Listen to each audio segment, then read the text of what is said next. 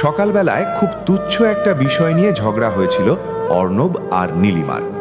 ঝগড়াটা এতটাই বেড়েছিল যে অর্ণব না খেয়েই অফিসে চলে গিয়েছিল। সারা দিন দুজনের কেউ কাউকে ফোন করেনি। ইগো বা জেদ দুজনের মাঝখানে পাহাড় হয়ে দাঁড়িয়েছিল।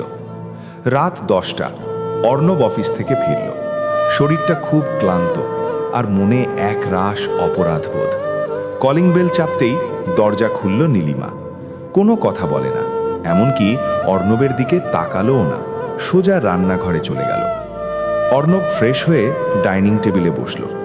মনে মনে ভাবছে আজ হয়তো রাতে না খেয়েই শুতে হবে, অথবা বাইরে থেকে কিছু আনিয়ে নিতে হবে। নীলিমা নিশ্চয়ই রাগে রান্না করেনি। হঠাৎ নীলিমা একটা ট্রে হাতে সামনে এসে দাঁড়ালো। ট্রেতে ধোঁয়া ওঠা ভাত আর অর্ণবের সবচেয়ে প্রিয় চিংড়ি মাছের মালাইকারি, আর পাশে 1 কাপ ধোঁয়া ওঠা আদা চা, ঠিক যেমনটা অর্ণব পছন্দ করে। অর্ণব অবাক হয়ে নীলিমার দিকে তাকালো।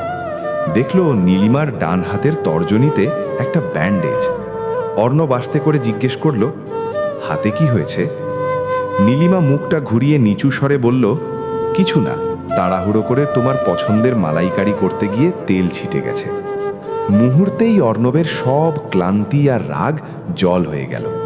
যে মেয়েটা সকালে এত বকা খেলো, সেই কিনা নিজের হাত পুড়িয়ে তার পছন্দের রান্না করেছে।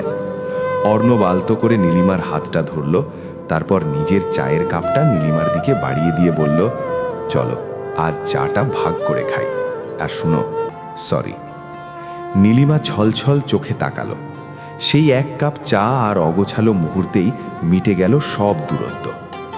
গল্পের শিক্ষা: ভালোবাসা মানে ঝগড়া না হওয়া নয়। ভালোবাসা মানে হলো হাজারো অভিমানের পরেও দিন শেষে প্রিয় মানুষটার খেয়াল রাখা এবং তার মুখে হাসি ফোটানো।